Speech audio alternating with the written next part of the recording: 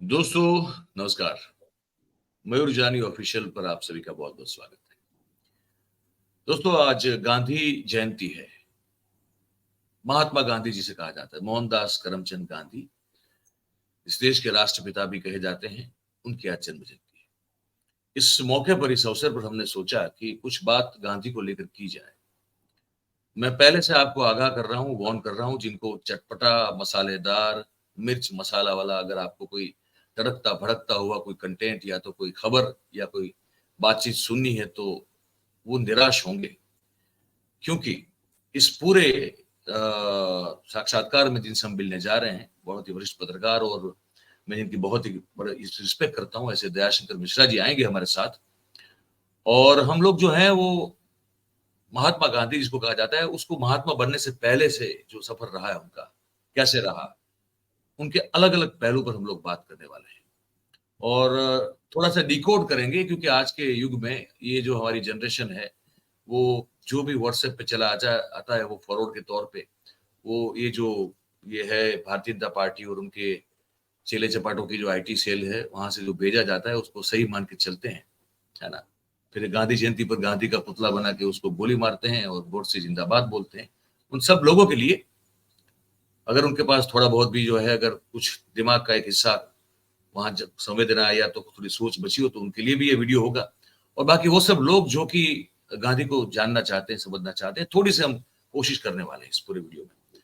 तो उस मुद्दे को मैं अभी क्लियर कर रहा हूँ, ज्यादा समय नहीं लूंगा। मैं जोड़ रहा हूँ हमारे आज के मेहमान दयाशंकर मिश्रा जी को, क्योंकि आप अगर उनके बारे में नहीं जानते हैं, मेरे ख्याल से ऐसा तो नहीं होगा कि जो खबरों की दुनिया से वाकिफ लोग हैं उनको ना जानते हो, लेकिन अगर आप ज्यादा परिचित नहीं तो बता दूं कि आज के दौर में जो लोग पत्रकारिता कर रहे हैं, उन पत्रकारों में ये एक ऐसे सज्जन हैं जो कि अपने भविष्य को लेकर, अपने करियर को लेकर, अपने परिवार की जीवन यापन को लेकर चिंता ना करते हुए भी जो सच था वो कहने की, लिखने की, दिखाने की उन्होंने पूरी कोशिश की। और नतीजा ये निकला कि उनको जो है अपना करियर था, जो कि प्रोफेशनल करियर था, एक बहुत बड़ी अच्छी चैनल में काम किया करते थे, वहां से उनको कहा गया कि भैया आप तो हमको आपको यहाँ से निकलना पड़ेगा। तो ये जो पत्रकारिता है ना, मैं जैसे एक वीडियो आप सबने देखा था, मैंने कहा था कि कंटेंट क्रिएशन में और पत्रकारिता में जमीन आसमान का फर्क है। तो ये जो बैठे हैं हमारे साथ, ये पत्रकार है, ये कंटेंट क्रिएटर नहीं है। तो बहुत मेहनत लगती है, बहुत कुछ त्यागना पड़ता है अगर आपको पत्रकारिता करनी होती है। तो दयाशंकर जी जो है वो पत्रकार है। मेरी मेरी मैं बड़ी रिस्पेक्ट और बड़ी इज्जत करता हूँ उनको। तो दयाशंकर जी आपका बहुत बहुत स्वागत है। आपका हमारे साथ पहली बार हम लोग इस ये जो नया नया उद्भव हुआ है मयूर जानी ऑफिशियल, उस पर हम लोग बात कर रहे हैं। तो अब गांधी पे बात करेंगे सर।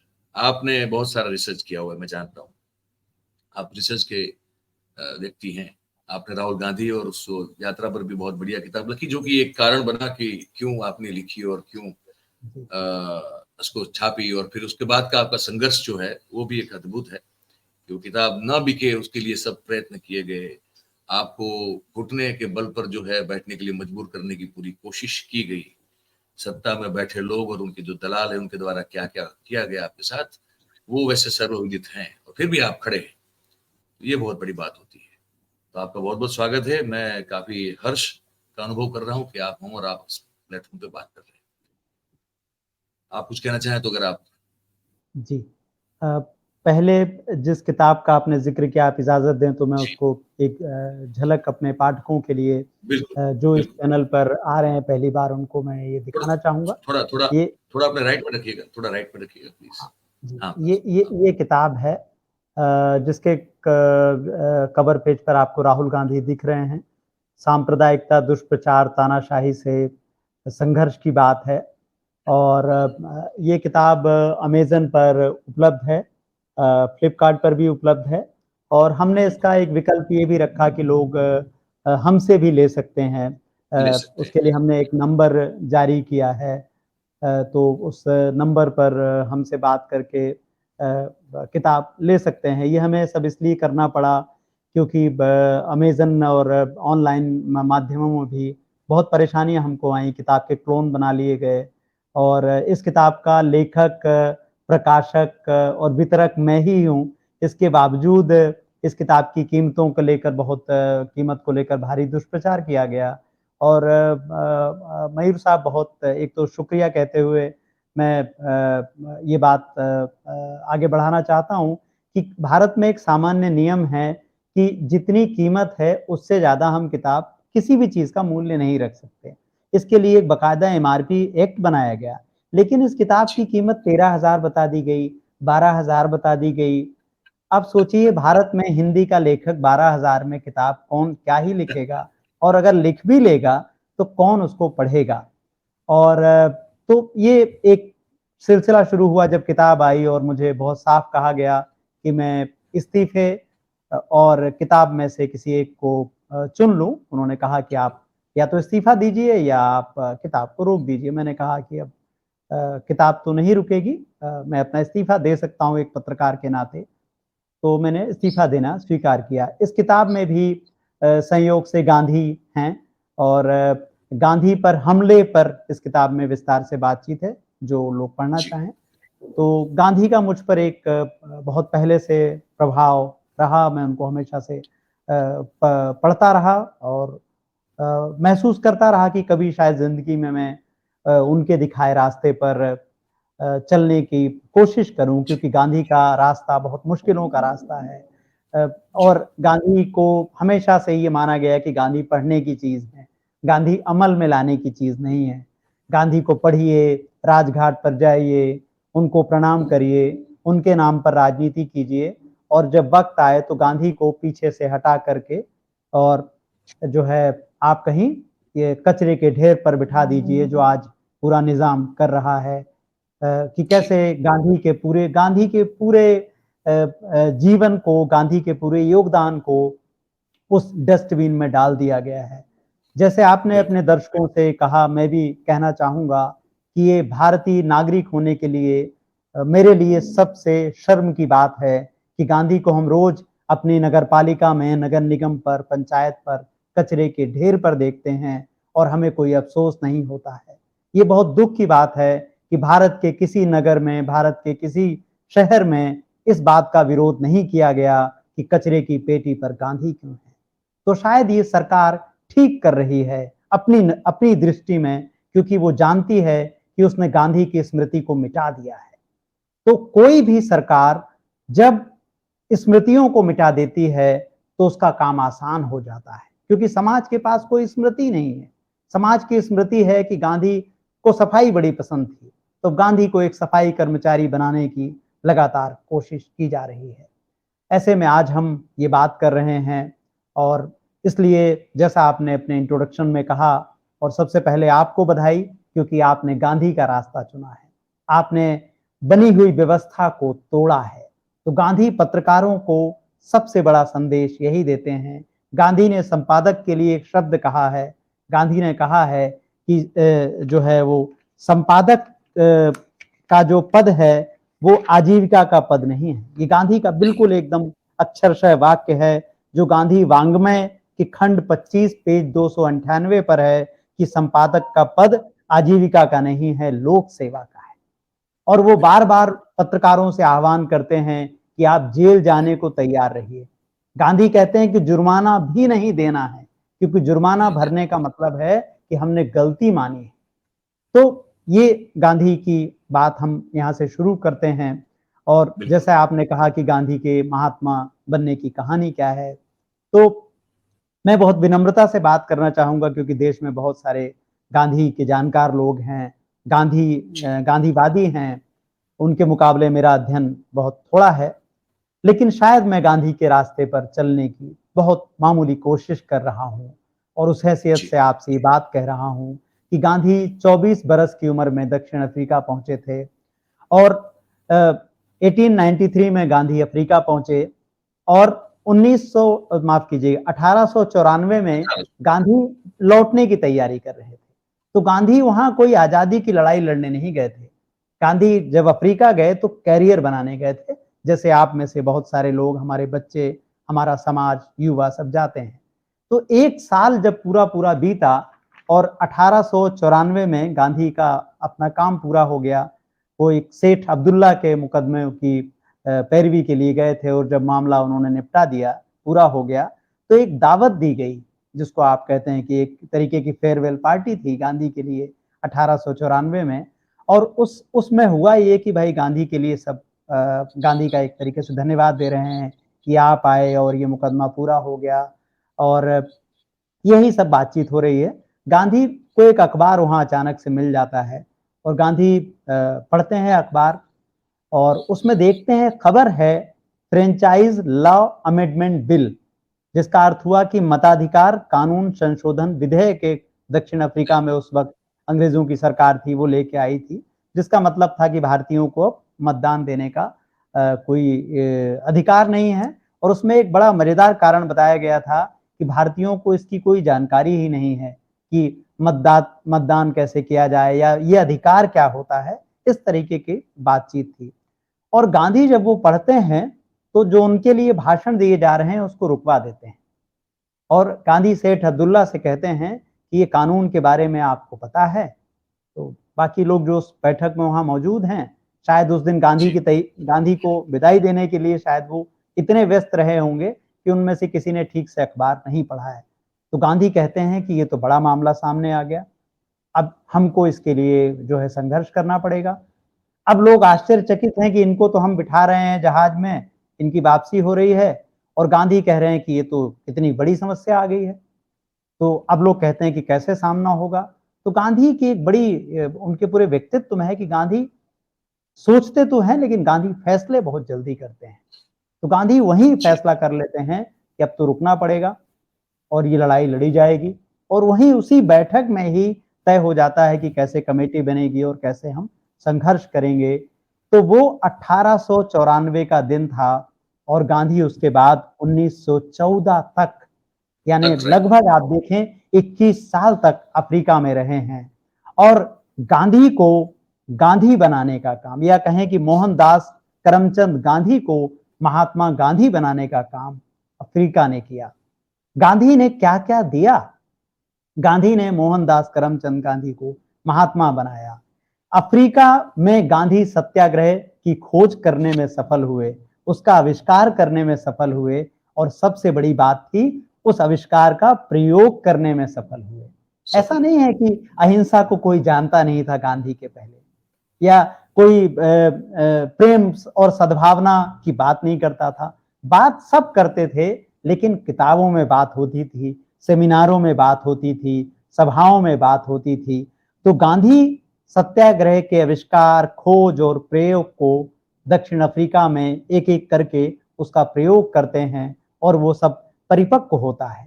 तो दक्षिण अफ्रीका की परिस्थितियों ने गांधी को महात्मा गांधी में बदला, और असल में इस पूरी लड़ाई में गांधी बराबर, मतलब गांधी की इतनी पिटाई हुई है अफ्रीका में कि वैसा तो हमला गांधी पर भारत में हुआ ही नहीं।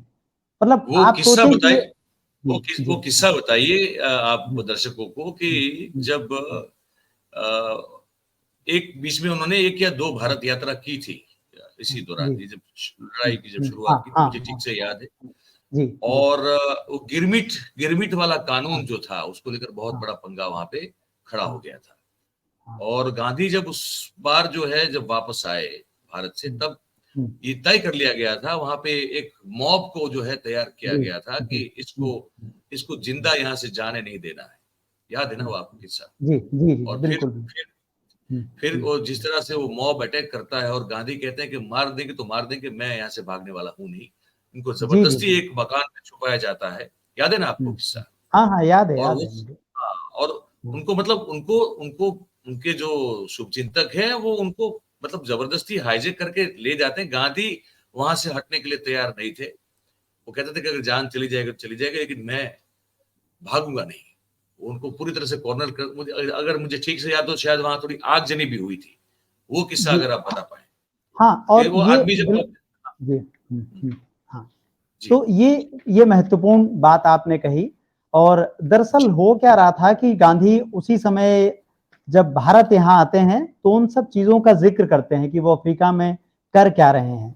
तो जो है जब वो यहाँ सारी बातचीत करते हैं और उसी समय वो एक पत्रिका भी लेके आते हैं, उसका नाम है हरी पुस्तिका करके एक मैगजीन वो निकाल रहे हैं, और जब वो डिस्ट्रीब्यूट करते हैं और जब यहाँ से वो जाते हैं वापस, तो उनका मतलब लोगों में बड़ी उसके लिए मैं कोशिश कर रहा था कि अगर मैं उसका कवर पेज दिखा पाऊं, तो उस समय जब वो लौट के जाते हैं तो होता ये है कि उनको मतलब उनके लिए अखबारों में लेख छापे जाते हैं कि आप वापस लौट जाइए, और आपका मतलब उनको कहा जाता है कि उनकी यहाँ जरूरत नहीं है, और यहाँ तक कि उनको जहाज, उनका जिस जहाज में वो यात्रा कर रहे होते हैं उसको बड़े लंबे समय तक वहां रोक लिया जाता है और उसमें अनुमति नहीं मिलती है। और इस बीच में गांधी ये लिखते हैं कि इसके कारण अफ्रीका में जो है उनकी काफी, एक तरह से गांधी उसको इस चुनौती के रूप में लेते हैं कि अफ्रीका में कैसे जो लोग उनको नहीं जानते थे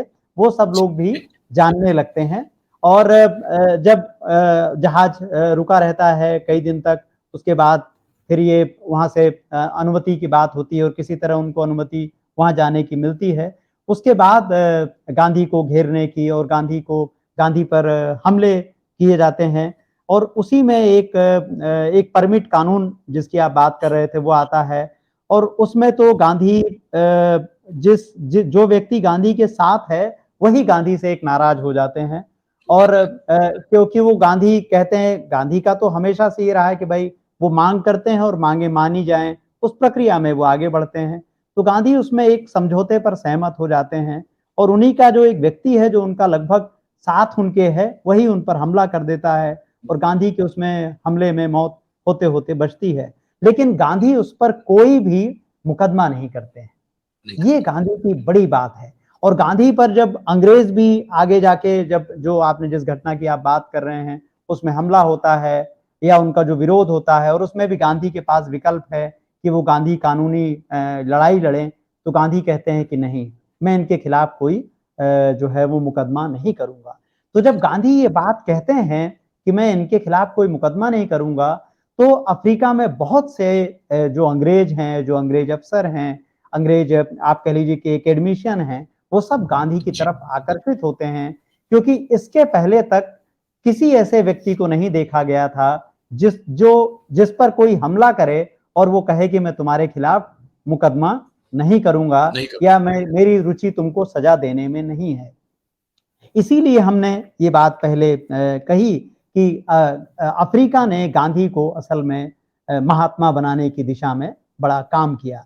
और ये जो बात आपने कही, इसमें से 2-3 प्रसंग हैं जिसमें एक बार तो गांधी के जो साथ चल रहे हैं वही हमला कर देते हैं, एक बार गांधी जो है वो वहां अफ्रीका में युद्ध चल रहा है और युद्ध बंदियों को गांधी उनकी सेवा करने जाते हैं, और उससे कुछ लोग नाराज हो जाते हैं और गांधी को वो इस तरह से पीटते हैं कि गांधी को वो ये छोड़ के चले जाते हैं कि मर गए होंगे, मतलब उनको ये लगता है कि गांधी मर गए।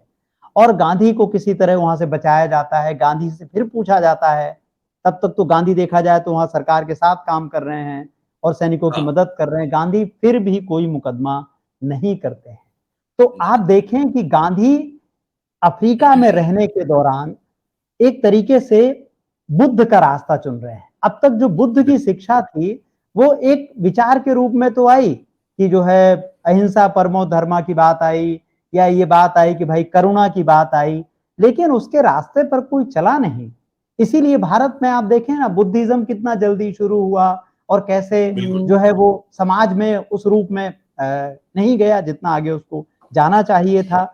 लेकिन गांधी जो बुद्ध की करुणा है, या जो आप देखें कि कौन है जो अहिंसा को अपनी बलि देकर एक तरीके से अपने आत्मा का उत्सर्ग करके आगे ले जाता है, तो वो आप देखें ईसा मसीह के में भी करुणा की बात है, वो किसी की वो कहीं जान लेने की बात आती नहीं।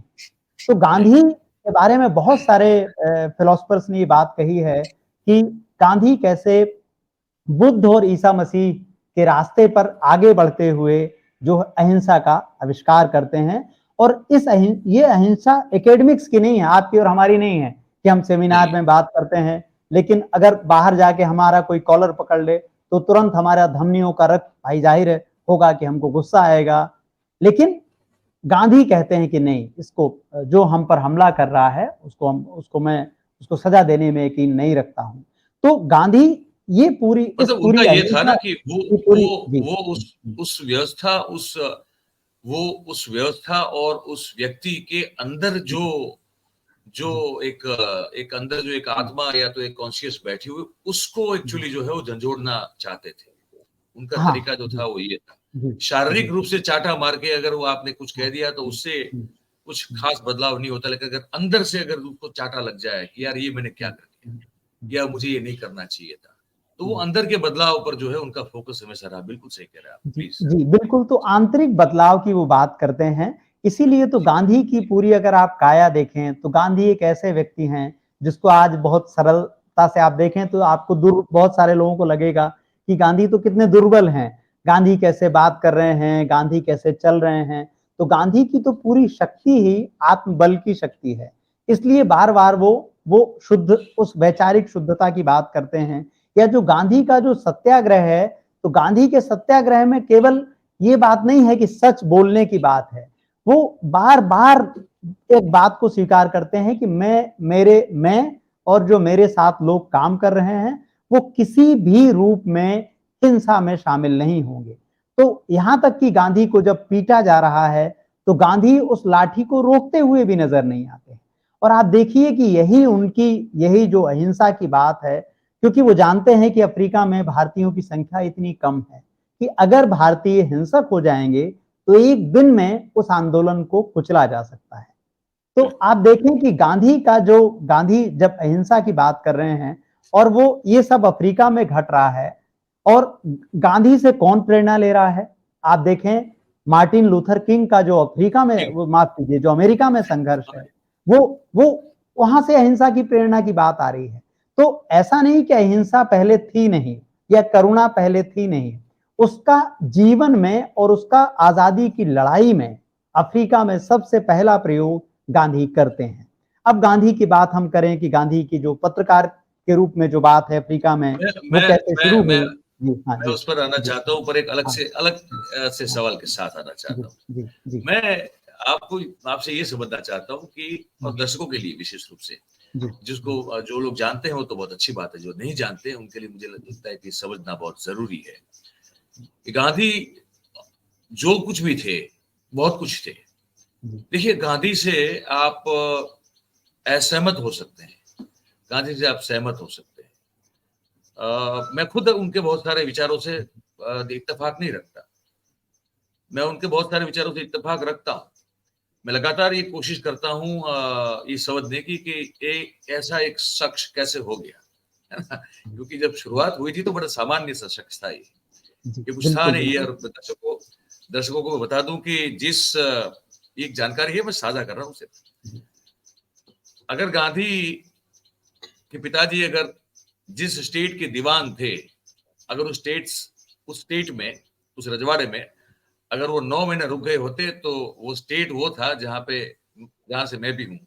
अब समझ रहे मेरी बात को। जी वाकानेर स्टेट जो है सौराष्ट्र का, अमर सिंह जी महाराज उनके महाराजा हुआ करते थे, और उस स्टेट के दीवान करमचंद गांधी हुआ करते थे। और उस समय गांधी जी का गर्भाधान हो चुका था, और उसी दौरान उनको पोरबंदर के महाराणा साहब के वहां से बुलावा आया और उनको वहां एक बड़ा अच्छा ऑफर मिला। तो करमचंद जी जो है वहां चले गए। तो उसके बाद जब वहां पहुंचे, उसके कुछ दिनों बाद मोहनदास करमचंद गांधी का जन्म पोरबंदर में हुआ, वरना वो थोड़ा अगर लेट होता वो वाकानेर में पैदा होता। तो ये बात अलग है। और हाँ, ये मतलब एक थोड़ा ऐतिहासिक संदर्भ जो सच है बहुत कम लोग जानते हैं, तो जी मैंने कहा इसलिए आपको बता दें। तो वो जब वहां से लेके आप अगर उनको पढ़ेंगे ना, आप देखेंगे उनकी यात्रा बड़ी सामान्य सी है। मतलब हर एक एक आम विकार से और कमजोरी से भरा हुआ आदमी है वो। हाँ, उसको कबूल करने की हिम्मत दिखाता है, वो बात अलग है उसके बाद फिर। लेकिन वैसे बहुत सारी कमजोरी का पुतला है ऐसा आदमी। वहां से ये ट्रांसफॉर्मेशन जो बहुत समझना जरूरी सबके लिए होना चाहिए। एक यात्रा है, कोई भी कर सकता है। अगर इस तरह की अगर आपकी मनोवृत्ति और सोच हो तो आप भी कर सकते हैं, कोई भी कर सकता है। लेकिन हाँ, का रास्ता कठिन है। रास्ता, जैसे कहा दयाशंकर भाई ने कि वहां जान पर बनाती है ना, उसकी चिंता नहीं करनी होती है। वहां आपकी हर हर हर तरह से आप पे हमले हो सकते हैं, क्योंकि जब आप एक पूरी भीड़ को जो एक ही रास्ते पे चल रही है उसको अगर आप रास्ता बदलने के लिए आह्वान देते हैं या तो वो गलत रास्ते पे जा रहा है वो कहने की हिम्मत दिखाते हैं, तो वो भीड़ और उस भीड़ का चरवाहा जो है उसको बड़ी तकलीफ होती है। तो ये हर युग में होता है, ये गांधी के युग में भी हुआ। तो इस मुद्दे पे मैं लाना चाहता हूं आपको कि पत्रकार के तौर पर गांधी के बारे में बताइए, लोगों को ये समझना जानना बहुत जरूरी है। कम्युनिकेशन का महत्व जो है वो सबसे ज्यादा उस जमाने में गांधी के अलावा शायद कोई नहीं जानता। तो कैसे उस बड़े सीमित संसाधनों वाले कम्युनिकेशन के मामले में जहां था नहीं आपके पास, वो अखबार निकालना शुरू कर देते हैं अफ्रीका से और फिर वो सिलसिला शुरू करते हैं। उन्होंने बहुत प्रतिष्ठित और बहुत ही महत्वपूर्ण पब्लिकेशंस जो हैं वो अफ्रीका में और हिंदुस्तान में आके खोले और वो खुद अंत तक जो है वो लिखते रहे हैं, बतौर उनका आलेख आता ही रहा है। उस बारे में जो है आप जानकारी दें। और अगर आज गांधी बतौर पत्रकार होते मिश्रा जी तो क्या करते ये बताइए हमको। जी, बहुत ज़रूरी चर्चा की तरफ आपने इशारा किया। हम आगे बढ़ते हैं। 1903 में चलते हैं, जब गांधी इंडियन ओपिनियन नाम के एक अखबार की शुरुआत करते हैं। और ये अखबार इसलिए ज़रूरी था क्योंकि गांधी साफ-साफ कहते हैं कि वो अखबार में क्या छापेंगे। ये भी बहुत महत्वपूर्ण बात है कि जब 1903 में वो इंडियन ओपिनियन शुरू कर रहे हैं, तो ये अखबार में क्या आएगा? 2-3 बातें बहुत ज़रूरी हैं। वो ये कहते हैं कि अखबार में पहली बात तो कि समाचार नहीं आएगा। अब देखिए, अखबार उस समय की बात है कि जब कम्युनिकेशन की आप बात कर रहे हैं, तब गांधी कह रहे हैं कि अखबार में समाचार नहीं आएगा। वो ये कहते हैं कि समाचार तो आपको अलग-अलग तरीके से मिल ही जाता है, मिल जाए, खबर मिल तो जाता आपको मिल ही जाती है। लेकिन इस इंडियन ओपिनियन में वो बात करते हैं कि यहाँ पर हम विचारों को रखेंगे, उस पीड़ा को रखेंगे, उस तकलीफ को रखेंगे, जिसको बाकी कोई जगह नहीं देता है। तो एक महत्वपूर्ण बात आ गई कि लोगों की पीड़ा या वो बात वो कहने की बात कर रहे हैं, जिसको कोई जगह नहीं दे रहा है। ये जर्नलिज्म की एक ऐसी बात है, जिससे आज तक हम जूझ रहे हैं। क्योंकि जर्नलिज्म में आगे चल के थ्योरी आई कि खबर तो असल में वही है, जिसको सरकार कहे कि ये सरकार ना दिखाना चाहे। तो खबर क्या है? जिसको सरकार कहे कि नहीं दिखाना है। इसीलिए छापे उन लोगों पर पड़ते हैं, पाबंदियां उन लोगों पर पड़ती हैं, जो वो कोई ऐसी बात कहते हैं, जो कोई ऐसी किताब लिखते हैं या विचार देते हैं या यूट्यूब चैनल चलाते हैं, जो सरकार नहीं चाहती कि वो बोलें। तो गांधी जब ये इंडियन ओपिनियन शुरू कर रहे हैं, तो उसमें भारतीय के दुखों को अंग्रेज सरकार के सामने लाने की वो कोशिश कर रहे हैं। और उनकी केवल इतना ही नहीं कर रहे हैं, वो उनकी पीड़ा को इंग्लैंड, अफ्रीका और भारत में भी जाहिर कर रहे हैं। जो आपने कम्युनिकेशन की बात कही, वो बड़ी जरूरी बात है, क्योंकि गांधी एक तो अखबार निकाल रहे हैं, दूसरा गांधी कम्युनिकेशन कर रहे हैं। मतलब गांधी लगातार चिट्ठियां लिखते हैं। मतलब गांधी जितनी चिट्ठियां तो बहुत मुश्किल है कि इतिहास में किसी ने लिखी हो। इसकी एक छोटी सी जानकारी मैं देना चाहूंगा अपने दर्शकों को। ये संपूर्ण गांधी वाङ्मय है, ये केवल इसका एक खंड है। इसके कुल मिलाकर के ऐसे जो है वो आप मान के चलिए कि 100 इसके वॉल्यूम हैं, इसके खंड हैं। और एक चीज और बस आगे बढ़ने से पहले कि सरकार ने इसके प्रकाशन पर 2014 से ही अघोषित पाबंदी लगा दी है। मैंने भारत के सभी राज्यों में, जिनमें आपका गुजरात भी शामिल है, सभी लोगों को इस बारे में लिखा, उनको मेल भी लिखे, चिट्ठियां भी लिखी और बहुत सारे अखबारों से आग्रह भी किया कि वो इस पर छापें, लेकिन उन्होंने नहीं छापा। और ये गांधी वाङ्मय जो लोग भारत आते हैं, मतलब विदेशों से, और यहाँ राजघाट पर या यहाँ गांधी प्रतिष्ठानों में लेना चाहते हैं, उन सब के लिए ये कहीं भी उपलब्ध नहीं है। तो आप जरा समझने की कोशिश कीजिएगा। और ये जो गांधी वाङ्मय है, इसमें आप देखिए कि गांधी कैसे जर्नलिस्ट के रूप में बता के जाते हैं। मतलब ये चिट्ठियों का संकलन है, गांधी के लिखे का एक पूरा का पूरा संकलन है। तो गांधी लगातार अफ्रीका के लोगों की पीड़ा को सारी दुनिया तक पहुंचाने की कोशिश कर रहे हैं। और इस अखबार के पर आते हैं कि इस अखबार में क्या होता था। तो एक तो भारतीयों की पीड़ा है, अंग्रेजों के दमनकारी वहां कानून है। दूसरी एक महत्वपूर्ण बात जो आज कोई मीडिया नहीं कर रहा है, वो भारतीयों को उनके दोष बता रहे हैं। तो आप सोचिए, गांधी एक छोटा सा अखबार चला रहे हैं, जो उन्हीं लोगों की मदद से चल रहा है, जो वहाँ पर लोग रह रहे हैं, और उनको गांधी बता रहे हैं कि आप क्या-क्या गलत कर रहे हैं।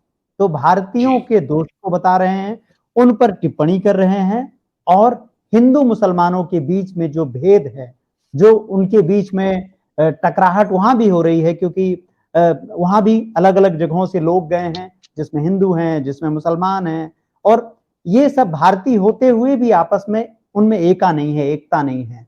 और वहाँ जी, गुजराती समुदाय अलग रह रहा है, तमिल समुदाय अलग रह रहा है, बंगाली समुदाय अलग रह रहा है, तो सब में ये एका पैदा करने का काम इंडियन ओपिनियन शुरू करता है। इसमें गुजराती में, तमिल में, हिंदी और अंग्रेजी में भी अलग-अलग स्तंभ निकाले जाते हैं। तो गांधी एक शुरुआत करते हैं इंडियन ओपिनियन से कि वो एक आवाज बने जिसमें भारतीयों की पीड़ा हो, साथ में भारतीयों के दोष भी हों, और वो इंडियन ओपिनियन के बारे में सब लोगों को लिख रहे हैं।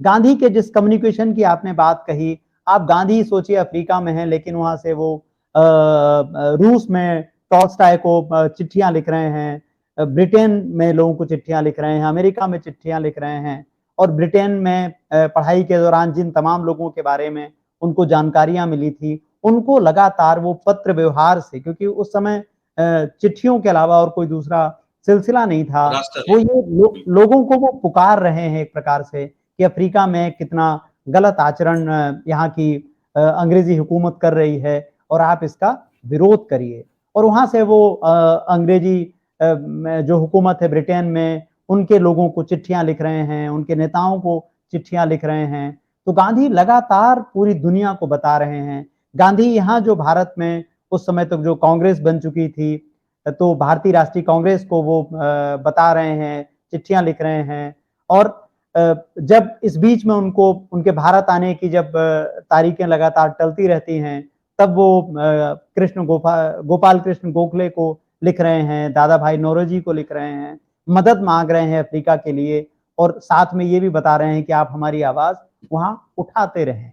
तो गांधी लगातार अपने नागरिकों की, लोगों की पीड़ाओं को एक दूसरी दुनिया से जोड़ रहे हैं।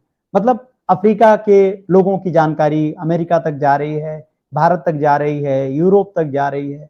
तो गांधी इस कम्युनिकेशन में एक तरीके से आप देखें कि सबसे बड़े वो शिक्षक हैं। एक और बात है कि गांधी जो चिट्ठियां लिख रहे हैं, अगर आप उनको देखेंगे, अगर आप उनको पढ़ेंगे, तो उन सब में बहुत बहुत उनकी भाषा, उनके संदर्भ एक तरीके से ऐतिहासिकता लिए हुए हैं। गांधी हर छोटी से छोटी घटना को दुनिया को बता रहे हैं, और उनसे बोल रहे हैं कि आप हमारे लिए आवाज बुलंद कीजिए, आपका ये करना आपका काम है। तो ये एक बात है जो शायद हम आज व्यस्तता के दौर में, आज कितने पत्रकार ऐसे होंगे जो नियमित रूप से लिखते भी हों। कथित बड़े-बड़े हम तब पत्रकारों को देखते हैं कि वो लिखने पढ़ने के काम से ही शायद फ्री हो गए हैं या मुक्त हैं, बाकी सब वो करते रहते हैं।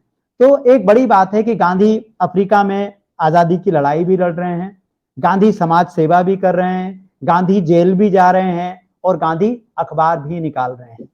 तो ये गांधी की इंडियन ओपिनियन से जुड़ी हुई बात। इसी में एक छोटा सा मैं संदर्भ जोड़ता चलूं। ये बात है 1908 की बात है।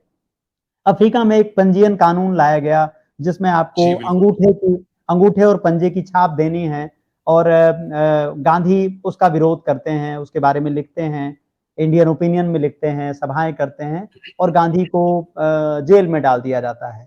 और इस मामले में कस्तूरबा को भी सजा होती है, उनके बेटे को भी सजा होती है, और खैर वो लोग बाहर रहते हैं, गांधी जेल में हैं। अब कस्तूरबा की जो है वो तबीयत खराब हो गई है। ये बात है जी, 14 अक्टूबर 1908 को। गांधी को सूचना मिलती है कि कस्तूरबा बीमार हैं। तो अब गांधी के पास क्या विकल्प है? तो गांधी के पास विकल्प है जो शायद वहाँ की सरकार चाहती थी कि गांधी जुर्माना भर दें, और एक तरीके से जुर्माना भरें और माफी मांगें और अपनी पत्नी की सेवा करने जाएं। तो गांधी कस्तूरबा को एक चिट्ठी लिखते हैं, और उस चिट्ठी में गांधी लिखते हैं, ये दर्शकों को मैं चाहूंगा थोड़ा ध्यान से इस बात को सुनिएगा। ये हम सब के जीवन में जो लोग बोलेंगे उनके जीवन में ये संकट आएगा। तो गांधी लिखते हैं कस्तूरबा के लिए ये एक बिल्कुल दुर्लभ चिट्ठी मुझे मिली। वो लिखते हैं कि तुम्हारे लिए मेरा दिल रो रहा है, मैं बहुत परेशान हूं, बहुत दुखी हूं तुम्हारी बीमारी के लिए, और इस बात की भी आशंका है कि तुम शायद ना बचो। तो गांधी कस्तूरबा से कह रहे हैं कि तुम शायद ना बचो और मैं तुम्हें नहीं बचा पाऊंगा, लेकिन अगर तुम्हें नहीं बचा पाया तो मैं तुम्हें वचन देता हूं कि मैं दूसरा ब्याह नहीं करूंगा, लेकिन मैं सत्याग्रह नहीं छोड़ सकता, मैं इनसे माफी नहीं मांगूंगा, मैं जुर्माना नहीं भरूंगा। अगर तुम बच सकी तो हम मिलेंगे, और नहीं तो मैं सत्याग्रह की लड़ाई आगे लड़ता रहूंगा। अब आप देखें कि ये एक महत्वपूर्ण बात है और इसमें एक रोशनी है, इसमें एक सच्चाई के प्रति ललक है, जो गांधी को गांधी बनाने की बात चल रही है। अभी तक गांधी का भारत की लड़ाई में, आजादी के संघर्ष में कहीं कोई बात नहीं है, लेकिन यही सत्याग्रह है जो गांधी को हर कीमत चुकाने के लिए गांधी तैयार है। कितना आसान होता ना कि गांधी कहते कि भाई जुर्माना भर दीजिए आप, और आप जाइए माफी मांगिए और पत्नी को बचा लीजिए, लेकिन गांधी कह रहे हैं कि मैं जुर्माना नहीं भरूंगा। तो ये जो सत्याग्रह है वो अपनी कीमत चुका कर आता है। दुनिया कीमत नहीं चुकाएगी आपके विचारों के लिए, पहले आपको कीमत चुकानी पड़ेगी। और गांधी जब वहां से छूटते हैं नवंबर में, तब जाते हैं और कस्तूरबा की देखभाल होती है और संयोग से उनको बचाया जा सकता है। जी जी। इसका इसका एक जो मुझे लगता है कि एक एंगल और है जो कि दर्शकों को बताना जरूरी जी है ना। मूवमेंट जब लोग चलाते हैं, कोई भी आंदोलन जब चलता है, तो एक है गांधी वाला स्टैंड जो कि कन्वीनियंट मूवमेंट नहीं है ना, कि जब चाहा माफी मांग ली, निकल गए, फिर हम लड़ेंगे।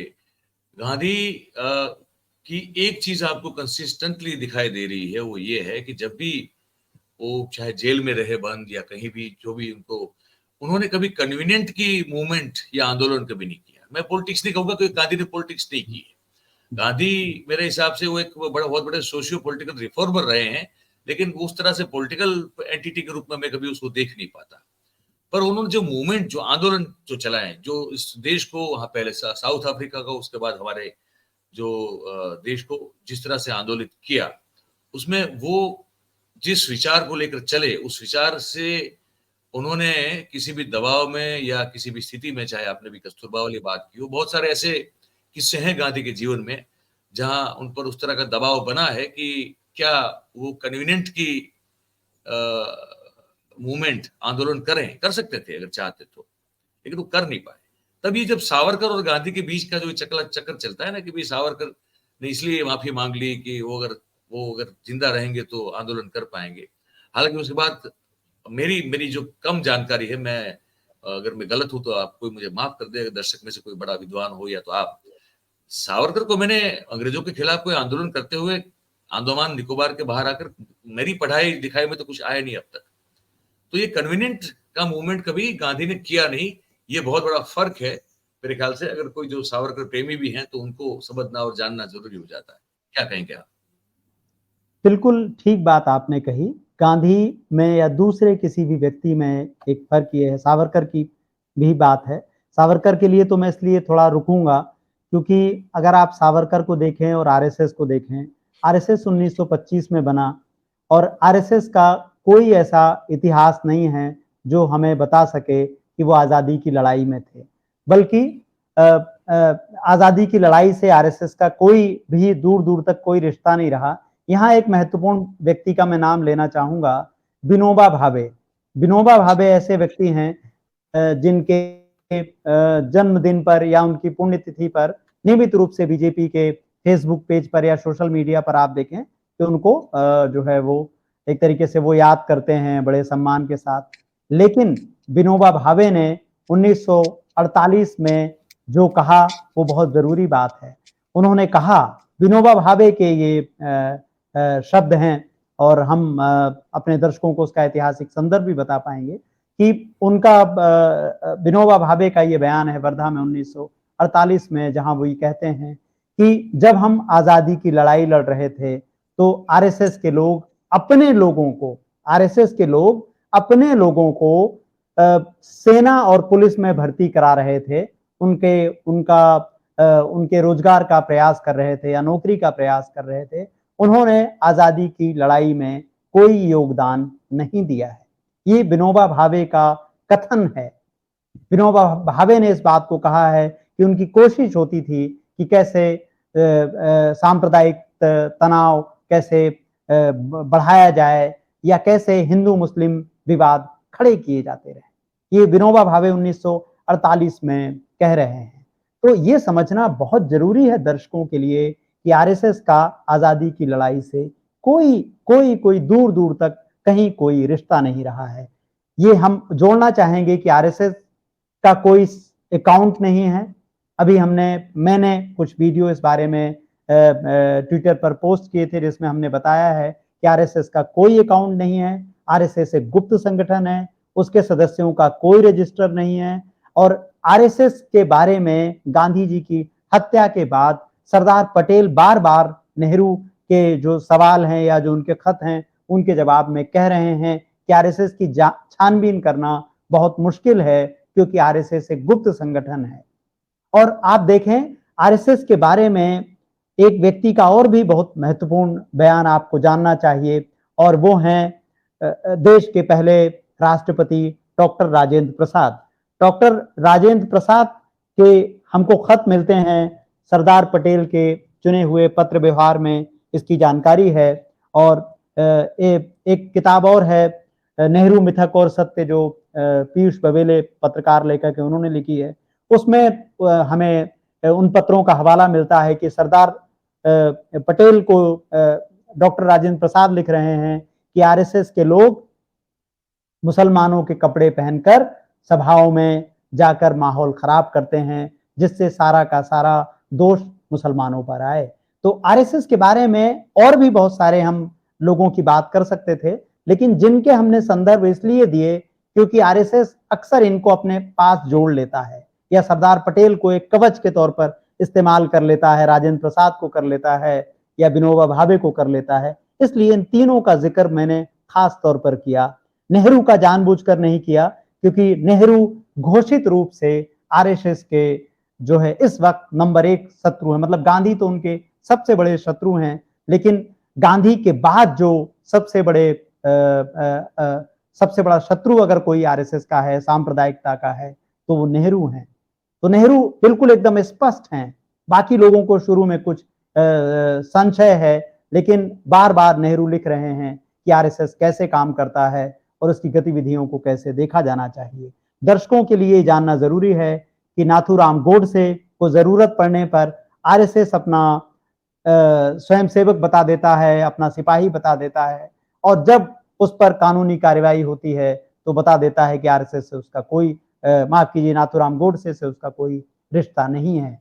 तो ये समझना बहुत जरूरी है। ये समझना जरूरी है कि क्यों हमारे प्रधानमंत्री जो खुद को एक गर्वित स्वयंसेवक कहते हैं, वो क्यों इस बात का जवाब नहीं दे पाते हैं कि आरएसएस का कोई अकाउंट क्यों नहीं है, आरएसएस का कोई खाता क्यों नहीं है, आरएसएस के सदस्यों की कोई संख्या, मतलब सदस्य संख्या क्यों नहीं है, उसका कोई पंजीयन क्यों नहीं है। तो और आरएसएस की जब मर्जी पड़ती है तो कैसे लोगों को नायक की तरह पेश करता है। आरएसएस के स्वयंसेवक सांसद बनते हैं और उनके सांसद 2 अक्टूबर को गांधी जी के पुतले को गोलियां बरसाते हैं। गोडसे जिंदाबाद ये लोग नारा बुलंद करते हैं। तो 2 अक्टूबर को जो लोग ये सब करते हैं, कैसे वो गांधी की हत्या में शामिल नहीं हैं, और कैसे गांधी की हत्या के लिए आरएसएस क्यों माफी नहीं मांगता, आज तक क्यों आरएसएस ने माफी नहीं मांगी। तो आरएसएस का, सावरकर का, नाथूराम गोडसे का एक ही कुल है, एक ही कुनबा है, एक ही सोच है, और उस सोच का सबसे बड़ा शत्रु अगर कोई भारत में है तो वो गांधी हैं, फिर नेहरू हैं, अंबेडकर हैं और भारत का संविधान है। इसलिए लगातार एक कोशिश की जा रही है कि भारत के संविधान को बदला जाए, जो आपने चुनाव के पहले भी देखा। ये थोड़ी-सी मयूर साहब मुझे लगता है विषयांतर बात हुई, लेकिन मुझे लगा कि एक बात हो रही है, इसलिए मैंने बात की। जी। आपकी आवाज़ नहीं आ रही है। माफ़ अब आ कीजिए रही है, आपकी आवाज़ नहीं अब आ रही है, अब आ अब आ रही रही है। है। हाँ, जी, हाँ। जी। हाँ, मैंने कहा कि इसमें एक नाम और भी जो है बहुत बड़ा जोड़ना चाहिए, जिसको ये लोग हथियाने मतलब गलत तरीके से हथिया कर बैठने की कोशिश में लगे हुए हैं, सरदार पटेल। जी, वो बिल्कुल, बिल्कुल। भी जो मैंने है कहा कभी-कभी हाँ, हाँ। वो भी एक सरदार बहुत बड़ा पटेल नाम के बारे में एक बात बतानी ज़रूरी है कि सरदार पटेल ही गृह मंत्री थे और ये बहुत ज़रूरी है, तो गुजरात से ही नवजीवन से ही प्रकाशित हैं। 2 खंडों में प्रकाश इनके पत्र हैं, जो बहुत साफ-साफ बताते हैं और बार-बार सरदार पटेल इस बात को दोहरा रहे हैं कि आरएसएस एक गुप्त संगठन है, उसके लोग सब जगह भरे हुए हैं। वो सरदार पटेल की चिट्ठियाँ इसमें हैं और इनके पूरे संदर्भ हैं, जो ये बताते हैं कि कैसे वो संगठन काम कर रहे हैं। सरदार पटेल लिख रहे हैं कि कैसे रियासतों में उनके लोग अलग-अलग पदों पर हैं, कैसे उनके लोग पुलिस और अलग-अलग पदों पर बैठे हुए हैं और वो कैसे सीधे-सीधे जो है वो एक पक्ष के लिए काम कर रहे हैं। तो सरदार पटेल को बहुत ही गलत तरीके से उनकी एक छवि प्रस्तुत की गई है और शायद यही कारण रहा कि भारतीय जनता पार्टी ने गुजरात में इतनी बड़ी उनकी प्रतिमा लगाई, ताकि इस प्रतिमा के पीछे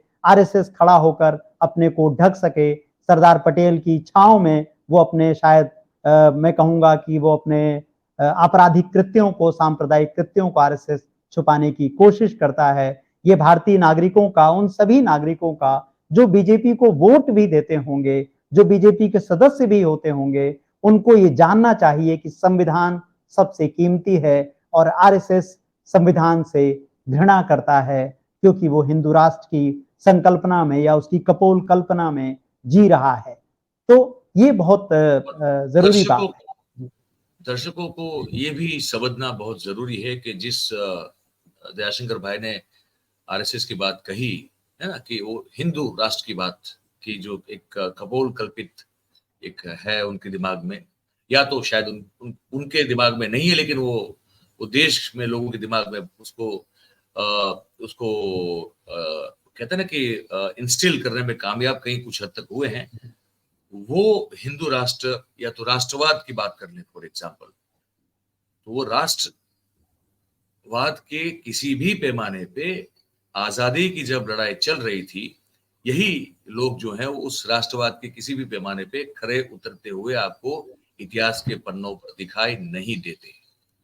ये वही लोग हैं जो, जैसे मिश्रा जी ने कहा कि उस समय अंग्रेजों के साथ बिल्कुल खुलकर बैठे हुए थे, संस्थानों में घुसे हुए थे, उस समय की गवर्नमेंट मशीनरीज में अपने अपने लोग घुसाने की कोशिश कर रहे थे। लड़त जब चल रही थी, लड़ाई जब चल रही थी, वहां उसको कहीं दिख नहीं रहे थे। और जो मुसलमानों का द्वेष इतने बड़े चरम पर कर रहे हैं, वही लोग मुस्लिम लीग के साथ बैठ के जो है वो सरकारें भी बनाया करते थे, जब जी, स्थानिक स्वराज जो है वो हमको दिया गया था और वहां पे स्टेट लेवल पे गवर्नर जो होता था वो करता होता, जैसे आप एलजी है ना अभी दिल्ली में या जम्मू कश्मीर में, वैसे वहां गवर्नर हुआ करता था जिसके हाथ में सभी सूत्र होते थे, लेकिन एक कथित तौर पर सरकार दिखाने के लिए बनाने की आपको छूट मिलती थी, चुनाव होते थे और उसमें मुस्लिम लीग के साथ यही आरएसएस जो मुस्लिम द्वेष करता है, वो लोग सरकार बना के बैठा हुआ था। ये भी जरा बता दीजिए ताकि वो ठीक से पता चले लोगों इसमें एक बात जो आपने ये बात कही और उस समय जब मुस्लिम लीग के साथ सरकार बनाई गई, उसमें आप देखेंगे श्यामा प्रसाद मुखर्जी जो है वो को। मिनिस्टर थे और आज जी आप श्यामा प्रसाद मुखर्जी के नाम पर वहाँ कश्मीर में आप जो है वो तनाव पैदा करने की कोशिश करते हैं और अगर आपको इसको बहुत अच्छे से समझना है तो ये बात आप समझें, हमारे दर्शक समझें कि जो जिन चीज़ों के लिए आप मुस्लिम लीग की आलोचना करते हैं या जो जिन्ना की राजनीति की आलोचना करते हैं, तो आरएसएस और सावरकर उसका दूसरा हिस्सा है। उस सांप्रदायिकता का, उस राजनीति का बिल्कुल हिस्सा है और गांधी को कमज़ोर करने के लिए जैसे जो मुस्लिम एक तरीके से जब आप कहें कि वो सांप्रदायिकता है, तो ये जो हिंदू सांप्रदायिकता है, इसमें इसका बहुत बड़ा योगदान है। और दुनिया भर में इस बारे में अध्ययन हुए हैं और गांधी नेहरू खासतौर पर इस बात को लिखित करते हैं कि जो अगर मान लीजिए, समझाने के लिए मैं ये बात कह रहा हूं कि मान लीजिए कि दो लोग, दो प्रकार की अगर कोई सांप्रदायिकता है या कोई ऐसी राजनीति है, तो उसमें जो बहुसंख्यक राजनीति है वो ज्यादा खतरनाक होती है, क्योंकि जो जो लोग अल्पसंख्यक हैं, जो कम हैं, वो डरे हुए हैं। तो बहुसंख्यकों का काम है कि वो विश्वास की बहाली करें, वो अमन की बहाली करें। लेकिन होता क्या है कि हमेशा बहुसंख्यक जो कट्टरता है या जो बहुसंख्यकवाद जो है, वो अपने आप को बताना कि हम संख्या में ज्यादा हैं तो हम ये काम करेंगे, वहां से सांप्रदायिकता तेजी से बढ़ती है। सांप्रदायिकता कभी भी कहीं भी अल्पसंख्यकों के कारण नहीं बढ़ेगी, क्योंकि उनकी संख्या कम है, वो पहले अपने आप को बचाने की एक प्रकार से कोशिश कर रहे हैं। तो जो ये बहुसंख्यकवाद है, वही वही सब चीजों का सूत्र आपके सामने रखता है। भारत के, आप देखें, भारत के उन राज्यों में, जैसे एक छोटी सी मैं मिसाल देना चाहूंगा, अभी क्रिकेट का विश्व कप हुआ था। क्रिकेट का उदाहरण मैं इसलिए देता हूं क्योंकि वो लोगों को समझ में आता है। आप देखें, बड़े खूबसूरत, मतलब खूबसूरत तो नहीं कहूंगा, लेकिन दो प्रासंगिक उदाहरण हैं। आपका विश्व कप का मैच हो रहा है आपके गुजरात में, और आप देखें कि वहां पाकिस्तान के खिलाड़ियों को किस तरीके से तंग किया जाता है। जब पाकिस्तान के खिलाड़ी ड्रेसिंग रूम जा रहे हैं, आ रहे हैं, किस तरीके से नारे लगाए जाते हैं। और जिन मैचों में प्रदर्शन हो रहा है और पाकिस्तानी अच्छा भी कर रहे हैं, किस तरीके से ऐसे नारे लगाए जा रहे हैं। अब बताइए, उस क्रिकेट के मैदान में पहली बार जनता ने अहमदाबाद में देखा, जय श्री राम देखा। ये सब आप कौन कर रहा था, ये कौन से लोग हैं, और ये सब पहले क्रिकेट में इस तरह से नहीं था। तो अहमदाबाद में जब जब ये मैच होते हैं, तो आप देखें कि किस तरीके से परेशानियों का सामना करना पड़ता है। मैं अहमदाबाद से थोड़ा और आगे ले जाता हूं आपको। जब उत्तर भारत में मैच होते हैं तो ऐसी घटनाएं सामने आती हैं, लेकिन जब चेन्नई में आप देखें पाकिस्तानी टीम जाके खेलती है, तो चेन्नई भी तो भारत का हिस्सा है। तो आप इस बात को समझने की दर्शकों कोशिश करें कि भारत में भी इन्होंने दो भारत बनाए हैं। एक वो भारत है जिसको आप आज उत्तर भारत कहते हैं, या जिसको हम काऊ बेल्ट मोटे तौर पर कहते हैं, क्योंकि वहां जहां पशुपालक हैं, वहां पर आप देखें कि हमारी बुद्धि में गोबर भरना जैसे आसान हो गया है। लेकिन चेन्नई जो इसी देश का हिस्सा है, इतने शानदार तरीके से वहां पर लोगों ने तालियां बजाएं, खेल खेला। तो पूरे विश्व पटल पर दो शहर गए, एक गुजरात गया, एक अहमदाबाद गया, जो हिंसा के लिए गया। हिंसा का मतलब हमेशा शारीरिक नहीं है, एक मानसिक हिंसा, एक विकृत सोच, एक संकीर्ण राष्ट्रवाद हो गया। और चेन्नई में जब मैच हुआ, वही भारत, वही खिलाड़ी, और आप देखें कितना शानदार चेन्नई के दर्शकों ने उसका शानदार खेल भावना का प्रदर्शन किया।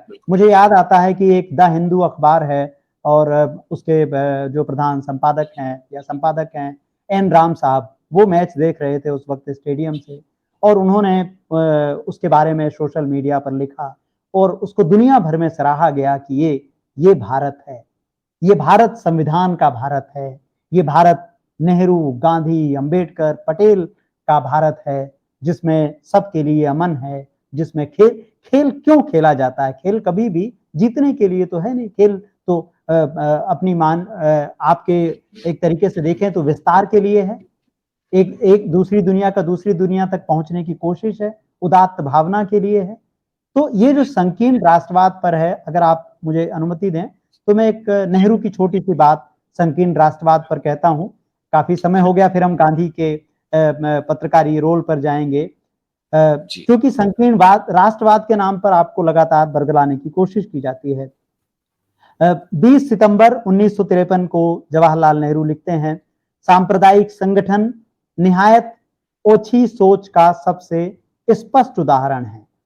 यह लोग राष्ट्रवाद के चोले में यह काम करते हैं, एकता के नाम पर अलगाव को बढ़ावा देते हैं और सब तबाह कर देते हैं।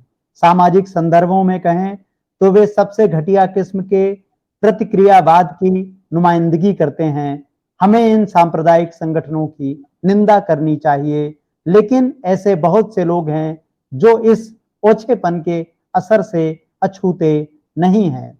6 दिसंबर 1948 को नेहरू ने मुख्यमंत्रियों को पत्र लिखा। यह ध्यान से सुनिएगा इस बात को, नेहरू लिख रहे हैं, मुख्यमंत्रियों को पत्र लिख रहे हैं। आरएसएस अनिवार्य रूप से गुप्त संगठन है जो ऊपर से जन सेवा का मुखौटा लगाता है। यहाँ सदस्यता के कोई नियम नहीं है, कोई रजिस्टर नहीं है, कोई अकाउंट नहीं है। हालांकि बड़ी संख्या में रकम इकट्ठा की जाती है। सत्याग्रह के शांतिपूर्ण तरीकों में उनका भरोसा नहीं है। वह सार्वजनिक रूप से जो कहते हैं वह एकांत में किए जाने वाले उनके कामों का उलट होता है। हर प्रांत की सरकार को उनकी करतूतों का अच्छा खासा अनुभव है और इन्हीं पत्रों के जवाब में सरदार पटेल फिर चिट्ठियां लिखते हैं और वो बताते हैं कि आरएसएस के लोगों तक पहुंचना कितना मुश्किल है, क्योंकि आरएसएस एक गुप्त संगठन है।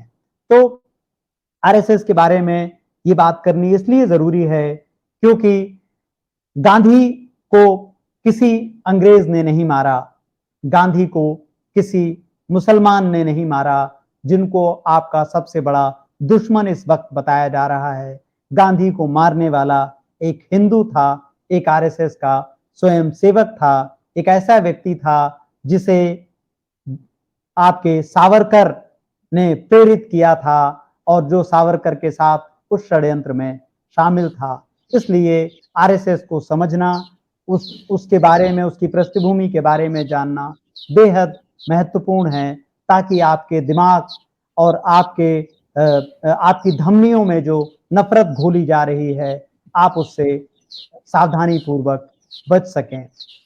अब मैं चाहूंगा मयूर साहब, क्योंकि समय हो रहा है, तो हम गांधी की पत्रकारीय भूमिका की तरफ मैं आगे बढ़े। वो और उसके साथ साथ मैं चाहता हूं कि आप ये भी बताएं कि आप क्या सोचते हैं कि अगर गांधी आज इस महाअवतार जिसको कहते हैं कि नॉन बायोलॉजिकल हमारे प्रधानमंत्री के युग में अगर पत्रकारिता कर रहे होते, आप ये समझ के चले कि यही दौर कमोबेश जो है वो जो उस समय था वो वही है।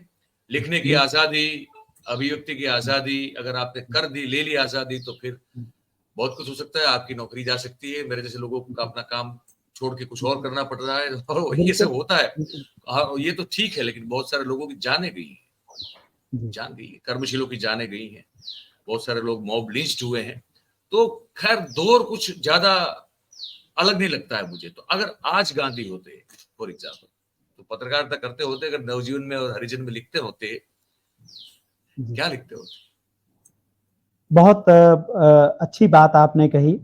गांधी जब भारत आ गए हैं, अब हम लौटते हैं अफ्रीका से, भारत आते हैं और गांधी भारत आ गए हैं और 1919 में उन्होंने नवजीवन शुरू किया है, यंग इंडिया शुरू किया है, और ये दोनों अखबार 1932 तक चलते हैं, जब गांधी सविनय अवज्ञा आंदोलन के कारण जेल चले जाते हैं, तब ये अखबार बंद होते हैं। उसके बाद गांधी 11 फरवरी 1933 से हरिजन शुरू करते हैं, जो उनकी मृत्यु तक, या माफ कीजिएगा उनकी हत्या तक 1948 30 जनवरी तक जारी रहता है। तो ये तो गांधी उस समय सारे काम कर रहे हैं, लेकिन अगर आज गांधी होते तो गांधी क्या करते? अगर आज गांधी होते तो हम 2024 में लौट जाएं अगर मयूर साहब, तो गांधी अगर होते तो वो क्या करते? गांधी सबसे पहली बात कहते हैं कि पत्रकारों को सेंसरशिप का विरोधी होना चाहिए। आज सबसे बड़ी बात यही तो है। आज भारत की इस दशा का कारण, भारत की इस वैचारिक दरिद्रता का कारण यह है कि भारत में पत्रकारों ने, मीडिया संस्थानों ने यह मान लिया है कि सेंसरशिप एक बुनियादी चीज है। मैं इसलिए ये बात कह रहा हूं कि 2024 में मोदी सरकार जब वापस से सत्ता में आ गई, तो वो ब्रॉडकास्टिंग कानून लेकर आई, जिसमें ये बताया गया कि आप अगर कोई भी यूट्यूब चैनल चला रहे हैं या कहीं किसी भी प्लेटफॉर्म पर बोल रहे हैं, तो उसकी एक कमेटी बननी चाहिए। अब अगर मयूर जानी साहब, अगर कोई कमेटी बन गई होती, तो आज मैं और आप जो ये बात कर रहे होते, पहला हमारा वीडियो देखने का काम वो कमेटी करती, और जब वो कमेटी के जितने मेंबर होते, जब वो सब वीडियो देख लेते, तब हम 2 अक्टूबर गांधी जयंती पर यह वीडियो प्रसारित करते। और मान लीजिए उस कमेटी के किसी एक सदस्य ने कहा कि मुझे तो ये बात दयाशंकर की अच्छी नहीं लगी कि आरएसएस की आलोचना कर रहे हैं, तो हमारा ये वीडियो बन नहीं पाता। और मान लीजिए अगर कोई व्यक्ति उपलब्ध नहीं होता तो भी यह वीडियो नहीं बन पाता। तो आप देखें कि जो लोग समाचार का काम कर रहे हैं, जो लोग त्वरित टिप्पणियों का काम कर रहे हैं, उनके लिए किस तरीके से रुकावट डाली गई। तो ये सेंसरशिप की पहली घोषित कोशिश थी। भारत में किसी भी मीडिया संस्थान ने, अपवादों की बात नहीं कर रहा हूं, छोटे छोटे संस्थानों की बात नहीं कर रहा हूं, किसी बड़ी कंपनी ने, अखबार ने इसका विरोध क्यों नहीं किया? क्योंकि वो डरे हुए हैं सरकार से। अगर आज गांधी होते तो सबसे पहले गांधी जंतर मंतर पर बैठ जाते और कहते कि सरकार के इस कानून का, इस काले कानून का मैं विरोध करता हूं। दूसरी बात, ये सरकार ने एक फैक्ट चेक कमेटी बनाई।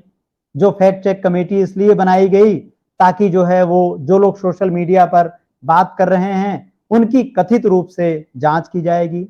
बंबई हाई कोर्ट ने इसको असंवैधानिक बताया, लेकिन इसके खिलाफ भी कोई कुछ नहीं बोला। और कितने दुर्भाग्य की बात है कि कुणाल कामरा जो एक कॉमेडियन है, इसके खिलाफ याचिका बॉम्बे हाई कोर्ट में दायर करते हैं। लेकिन भारत का कोई पत्रकार जो इस वक्त काम कर रहा है संस्थान में, या मीडिया हाउस, मीडिया कंपनियां, इतनी बड़ी बड़ी विशालकाय मीडिया कंपनियां कोई सरकार के विरुद्ध नहीं जाती हैं। गांधी जंतर मंतर पर होते, गांधी राजघाट पर होते, गांधी संसद के बाहर होते और बैठ जाते और कहते कि हम इन काले कानूनों का विरोध कर रहे हैं।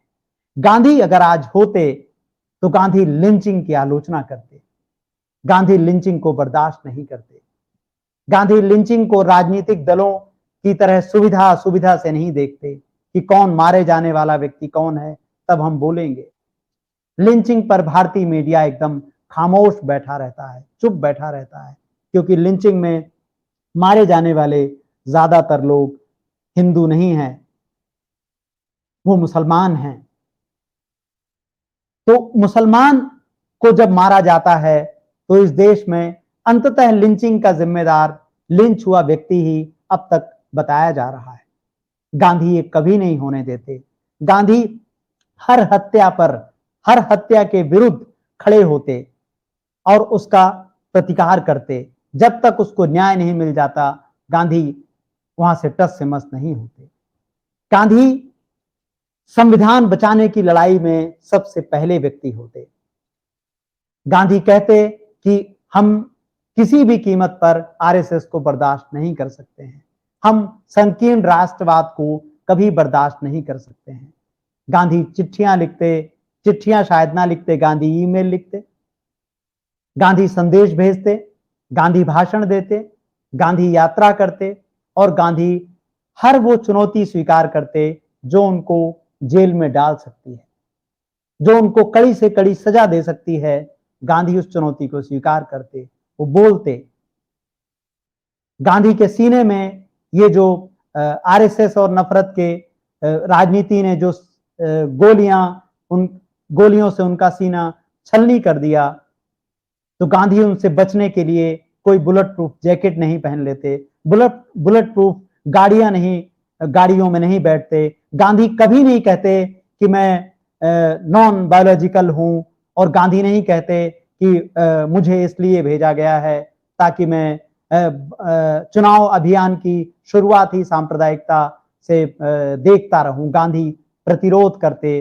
गांधी अहिंसा और सद्भावना को केवल एक दिन उसका नाम नहीं लेते।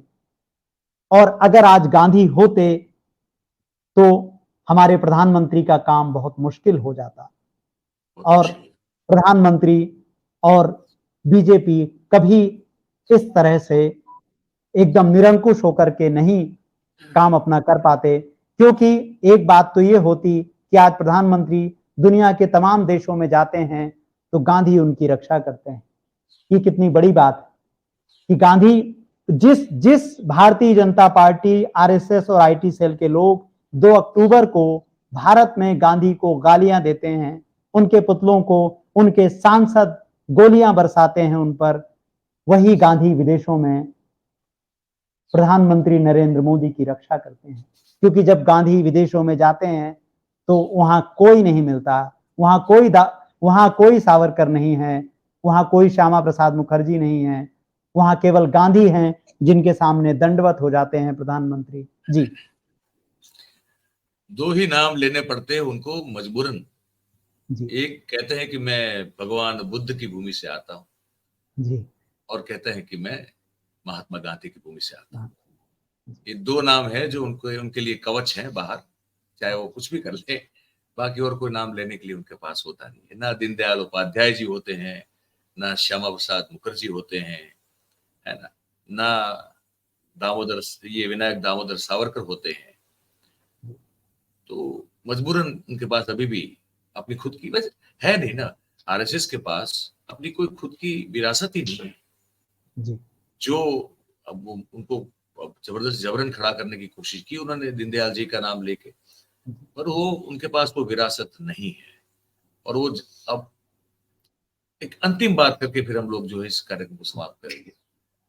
विशा जी, मुझे आपसे ये समझना है हमारे दर्शकों के लिए, आप कैसे देखते हैं, मतलब आप इस जो पूरा एक जिसे कहते हैं ना फिनोमिना हुआ, एक पूरा एक घटनाक्रम हुआ उस तरह से अलग से कि 2014 से अब तक ये 10 साल का मामला है पूरा,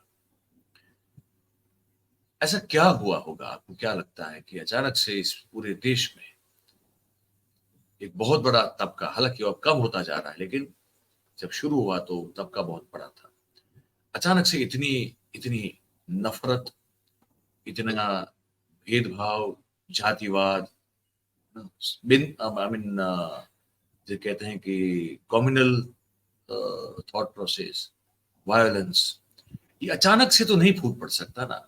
सिर्फ आए और फूट पड़ा ये तो नहीं हो सकता कि भाई इन्होंने कोई मतलब मंत्र फूक दिया और लोगों का जो है वो मन बदल गया, लोग विष से भर गए। ये अचानक तो नहीं हो सकता। ये दिख रहा है 2014 के बाद।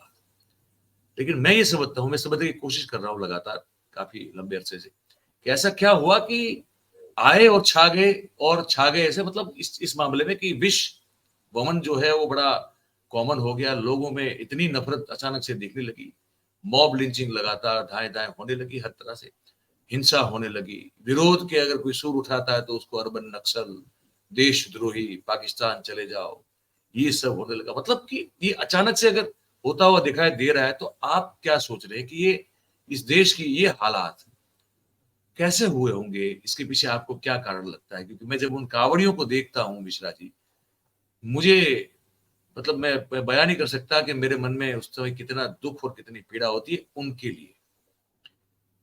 मुझे लगता है कि इतना खाली समय कैसे हो सकता है इस देश के युवा के पास कि वो पता नहीं, कोई 10 दिन चलता है, कोई 15 दिन चलता है, सुना है कोई महीना महीना तक चलता है।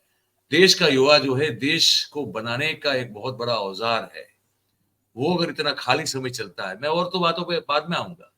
फिर उसके बाद जो घटनाएं होती है कि किसी ने अगर कावड़ को छू भी लिया, उस गाड़ी को तोड़ दिया, फोड़ दिया, पीट दिया, दुकान को जला दिया, लोगों को पुलिस थाने में जाकर पुलिस थाना तहस नहस कर दिया, ये कहां से आता है अचानक से? कैसे? पहले भी कावड़ यात्रा हुआ करती थी। एक एग्जाम्पल दे रहा हूं समझने के लिए, दर्शकों के लिए और मेरे लिए।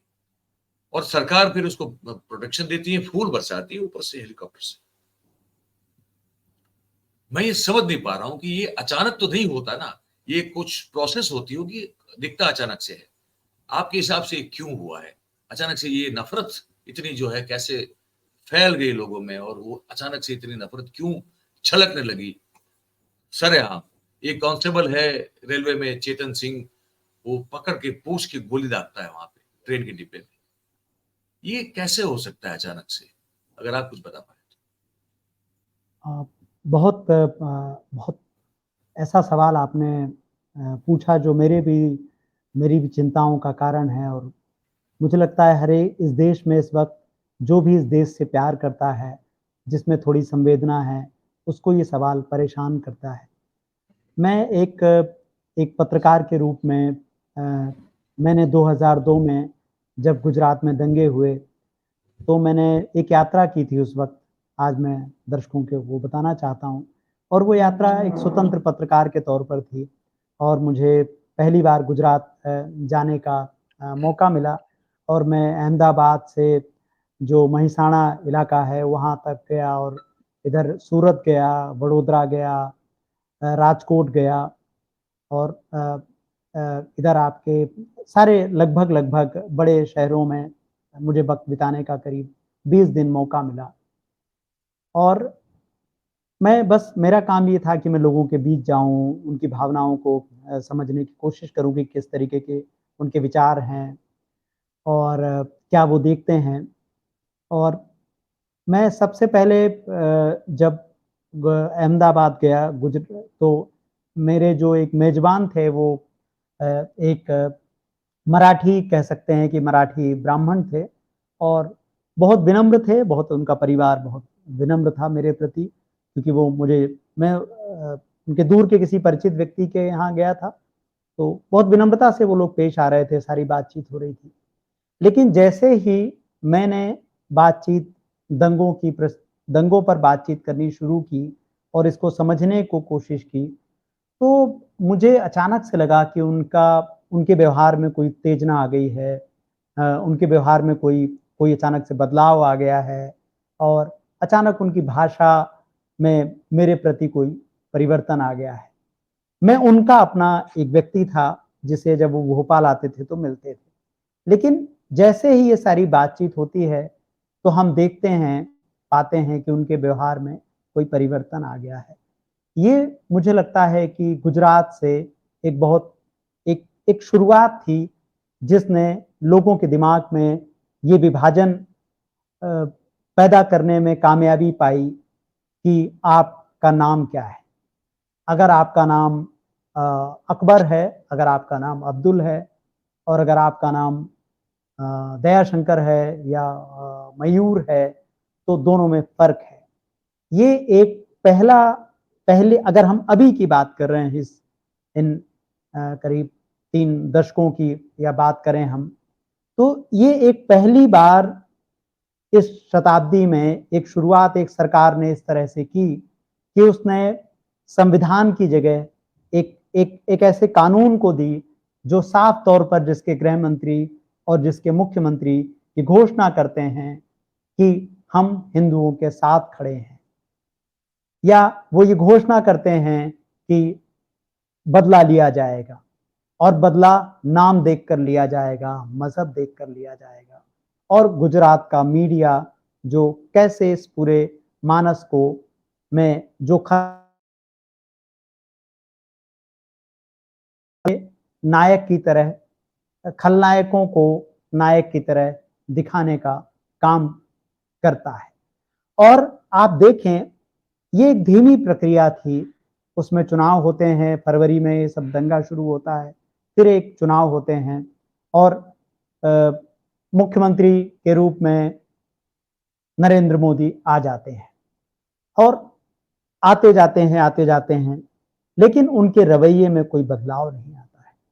भारत में इसके पहले भी दंगे होते रहे हैं, सांप्रदायिक तनाव होता रहा है, लेकिन कभी किसी प्रधानमंत्री के सामने किसी मुख्यमंत्री की ये हिम्मत नहीं हुई कि उससे वो कहें कि राजधर्म का पालन आपको करना चाहिए और वो मंच पर करोड़ों लोगों के सामने टेलीविजन पर मुख्यमंत्री यह कहते हुए पाए जाएं कि मैं वही तो कर रहा हूं। तो जो प्रधानमंत्री के सामने उस वक्त के मुख्यमंत्री नरेंद्र मोदी का वो जो जवाब था, उस जवाब को हम लोग शायद भूल गए हैं। वो एक प्रस्थान बिंदु था कि आप प्रधानमंत्री तो हो सकते हैं, लेकिन आप जो आप कह रहे हैं मैं उसकी परवाह नहीं करता। और आप देखें किस तरह से संघ ने नरेंद्र मोदी को कंधों पर बिठा लिया। तो एक प्रस्थान बिंदु था बीजेपी के अपने नेताओं के लिए और बीजेपी के एक मशीनरी के रूप में तब्दील होने के पहले की हम बात कर रहे हैं। जब अटल बिहारी वाजपेयी गए हैं और दर्शकों को याद आ रहा होगा, वो वीडियो दर्शक देख सकते हैं, और अटल बिहारी वाजपेयी जो बीजेपी के ही थे, वो कह रहे हैं कि राजधर्म का पालन करो, और नरेंद्र मोदी कर रहे हैं, कह रहे हैं साहब वही तो हम कर वही रहे हैं। तो कर रहे हैं। लेकिन वो जैसे कहते हैं, जब कैमरा उनके चेहरे पर जाता है और जो उनके चेहरे पर भाव हैं, उसी भाव के कारण वह आरएसएस के नायक बन जाते हैं। आरएसएस उनको कंधे पर उठा लेता है। मैं ये बात इसलिए कह रहा हूं कि तब तक हमारे मध्य प्रदेश में मुख्यमंत्री शिवराज सिंह चौहान मुस्लिम टोपी पहने हुए नजर आते थे। तब तक शिवराज सिंह चौहान इफ्तारी की दावतों में नजर आते थे, और ये वही शिवराज सिंह चौहान थे जिन्होंने कहा था नरेंद्र मोदी के लिए कि उनकी उनके लिए यहाँ कोई उनकी यहाँ कोई जरूरत नहीं है। नहीं। ये शिवराज सिंह चौहान ने कहा था। तो ये एक ऐसी राजनीति उस वक्त नरेंद्र मोदी लेकर के आए, जिसमें केवल बीजेपी को जिसने प्रभावित नहीं किया, जिसने पूरे देश को के उन नेताओं को प्रभावित किया, उन दर्शकों को प्रभावित किया जो आरएसएस के संपर्क में थे। और आरएसएस का संपर्क हम जानते हैं पूरे देश में था। आरएसएस का संपर्क बहुत कम लोगों को थोड़ा ये जानकारी शायद लगे, लेकिन कर्नाटक में आरएसएस का पुराना संगठन है, महाराष्ट्र में बहुत मजबूत संगठन है। उन सभी जगहों पर ये बात गई कि अब हिंदू बर्दाश्त नहीं करेगा। ये जो फिनोमिनन बनाया गया कि हिंदू पलटकर जवाब देगा, उस वक्त हम कह सकते हैं कि ये भारतीय जनता पार्टी कर रही थी। लेकिन एक राजनीतिक पार्टी के रूप में जो दूसरे दल हैं, जिनको हम विपक्षी दल कहते हैं, मैं उनकी असफलता भी इसमें देखता हूं। वो इन चीजों को सही वक्त पर भांप नहीं पाए।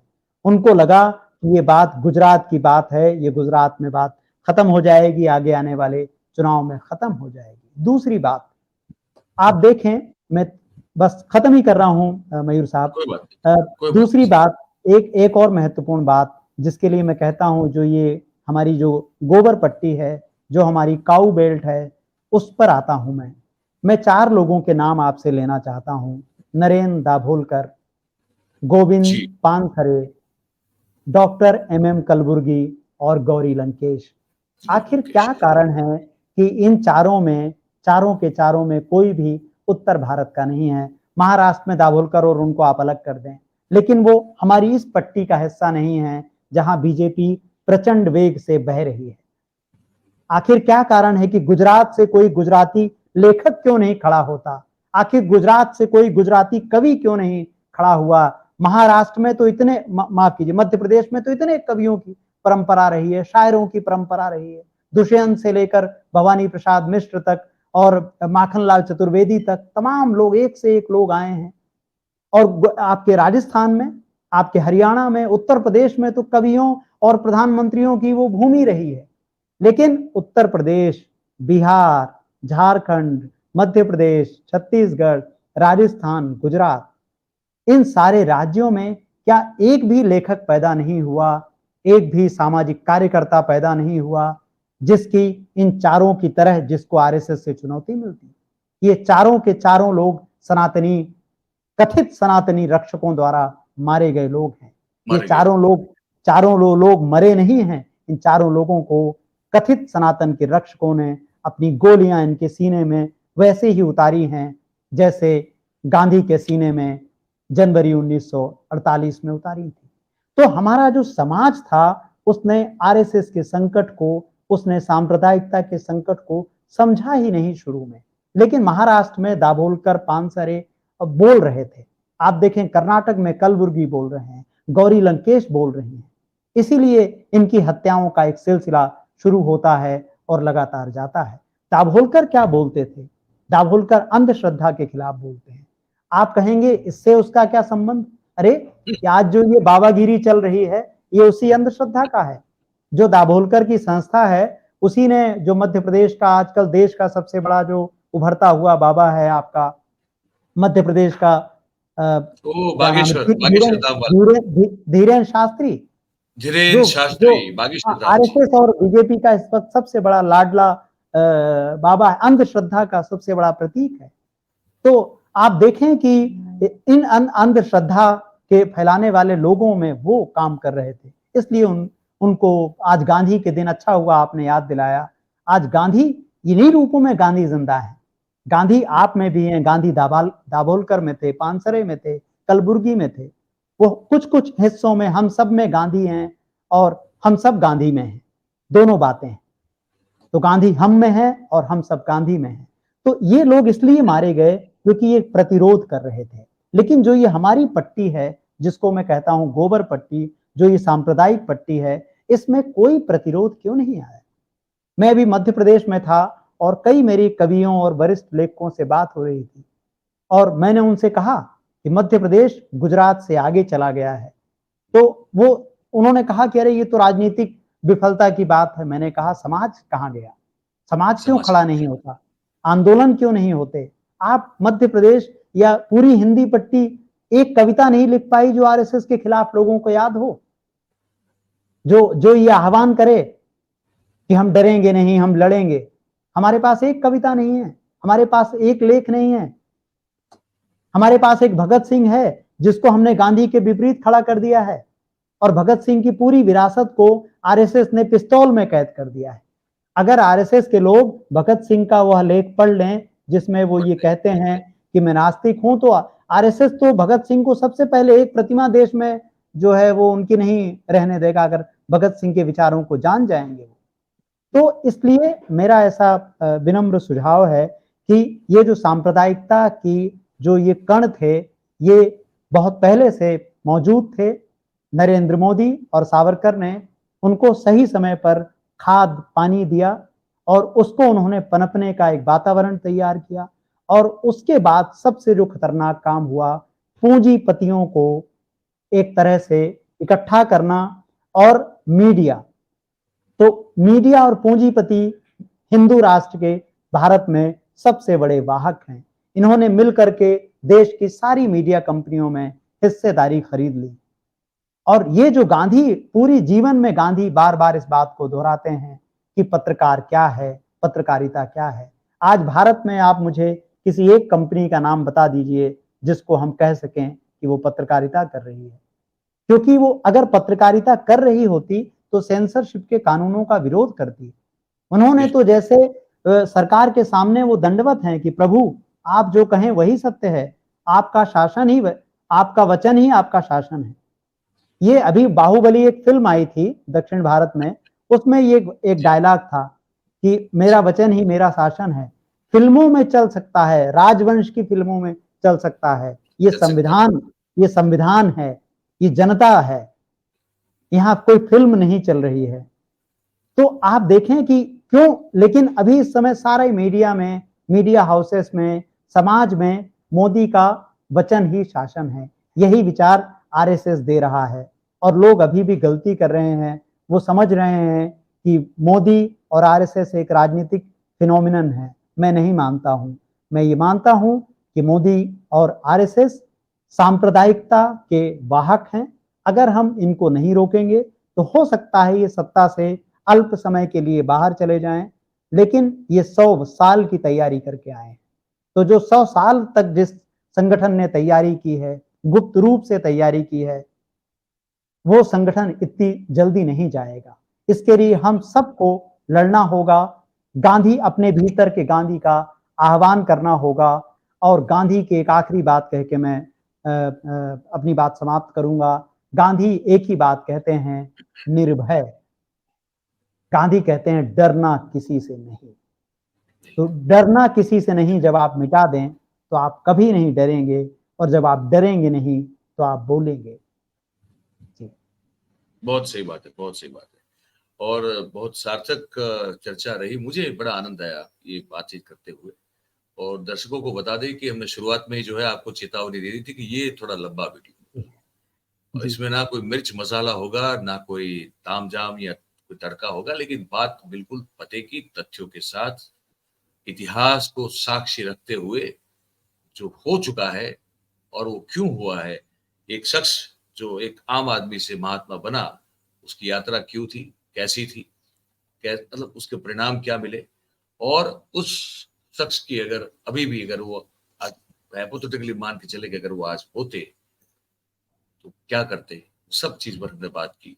संघ की जो एक भूमिका रही है, जो इस देश के लिए हमेशा नुकसानकारक रही है, फायदेमंद नहीं रही, उस पर भी हमने बात की। हमने खुल के हमारी बातें रखी और दयाशंकर जी ने हर चीज का आपको जो है, आप चाहें अगर पढ़ना चाहें व्हाट्सएप छोड़ के, अगर पढ़ना चाहें तो थोड़ी बहुत पुस्तक मैं भी बसा के रखा हूँ, बसाता रहता हूँ। आप इनके विषय देख सकते हैं कि समृद्ध एक लाइब्रेरी दिख रहा है।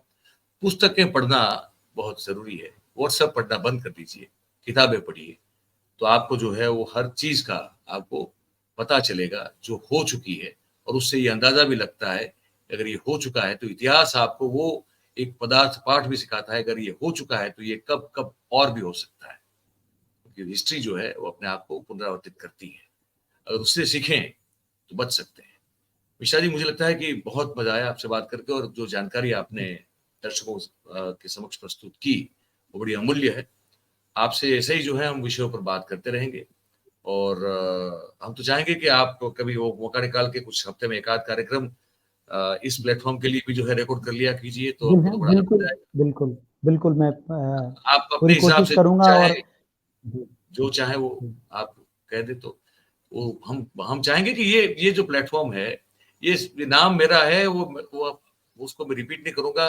ये तो आनंद फानंद में मामला पूरा हो गया तो रख दिया है, ठीक है, लेकिन ये मेरे नाम से वो मेरा प्लेटफॉर्म नहीं बनता, ये तो सबका प्लेटफॉर्म है। हर जी, कोई जो एक समान विचार रखता है, इस देश हित में सोचता है, चाहे वो किसी भी क्षेत्र से हो, आप हम और आप पत्रकार हैं, कोई हो सकता है इंजीनियर हो, कोई हो सकता है डॉक्टर हो, कोई हो सकता है एडवोकेट हो, कोई हो सकता है एक आम आदमी हो जो बिल्कुल कोई ठेला चलाता है, वो भी उसी का भी प्लेटफॉर्म। तो मैं तो ये चाहता हूँ कि सबके लिए है, और सब अपनी बात जो देश हित में है, जो जो इस सोशल फैब्रिक को बना के रखने के हित में लोग बात करना चाहते हैं, सबका ये प्लेटफॉर्म है। तो आपको भी सादर आमंत्रण है कि आप जब भी चाहें इस पर अपने बिल्कुल, विचार बिल्कुल। जो है व्यक्त कर सकते हैं। उसमें आपको एक मैं तो एक्सेस दे दूंगा, आप जब चाहे करिए और अपलोड कर दीजिए, मुझे कोई आपत्ति जी, नहीं है इसमें। जी, जी, ठीक है, बहुत बहुत धन्यवाद करेंगे, हमने जी, आपका नमस्कार। बहुत कीमती समय लिया। बहुत बहुत धन्यवाद, थैंक यू वेरी मच। तो दोस्तों, आपने सुना हमारी और दयाशंकर मिश्रा जी की बातचीत को। मैंने इसमें अब आगे लंबा कुछ नहीं बोलूंगा, क्योंकि अब 1.5 घंटे के आसपास का समय होने वाला है, और ये करना जरूरी इसलिए था कि इस तरह की बातचीत जो है थोड़ी आराम से, ये जो लोग अ, हमारे फील्ड में, हमारे क्षेत्र में जिसको पत्रकारिता कहते हैं, वहां पे जिस जिस तरह की पत्रकारिता हो रही है, वो एक तरह से उत्तेजना, खाम खा की उत्तेजना जगाती हुई, और लोगों को एंग्जाइटी लोगों में पैदा हो जाए, उस तरह की जो पत्रकारिता हो रही है, हम उससे बचना चाहते हैं। हम मिल के बैठ के बात करना चाहते हैं। आप तक कुछ चीजें जो जरूरी है आपको सुनना समझना, वो पहुंचाना चाहते हैं, और वो हड़बड़ाहटी में, आनंद फानंद में और खाम खा के एंग्जाइटी क्रिएट करने के तरीके से नहीं की जा सकती। बातचीत होती है बैठ के, हम वही कर रहे हैं। तो उम्मीद करते हैं कि आपको ये तरीका जो है पसंद आए, और आपको अगर ये बातचीत अच्छी लगी हो तो आप अच्छा इसमें कमेंट जरूर कीजिए, आपकी जो भी सोच या विचार बनते हो आप लिख के हमको जरूर से बताइएगा। और अगर बातचीत अच्छी लगी हो तो फिर आप इसको आप लाइक कर सकते हैं, है ना, कोई जबरदस्ती नहीं है। अगर आपको अच्छी लगी हो तो कीजिए, नहीं लगी हो तो मत कीजिए। और ऐसे ही अगर अच्छी लगी हो तो फिर इसको और लोगों तक पहुंचाइए, इसकी जो लिंक है इसको शेयर कीजिए, जितने लोगों तक आप पहुंचा सकते हैं। तो ये अच्छी बात है, लोगों तक पहुंचेगी तो इससे अच्छा ही होगा, मन आपका जो है और शुद्ध होगा, जानकारी में आपकी इजाफा होगा, ये अच्छी बात होगी। तो लिंक शेयर कर दीजिए। और ये चैनल है, मैंने कहा कि नाम इसका मयूर जानी ऑफिशियल है, लेकिन वैसे सब आप सभी का चैनल है, तो इसको आप हो सके उतना सब्सक्राइब करिए, और अपने आसपास के लोगों से करवा भी दीजिए। बहुत बहुत धन्यवाद करेंगे आप सभी का, हमारे साथ इस पावन दिन पर, गांधी जयंती के दिन पर हमारे साथ जुड़ने के लिए। Thank you very much. नमस्कार।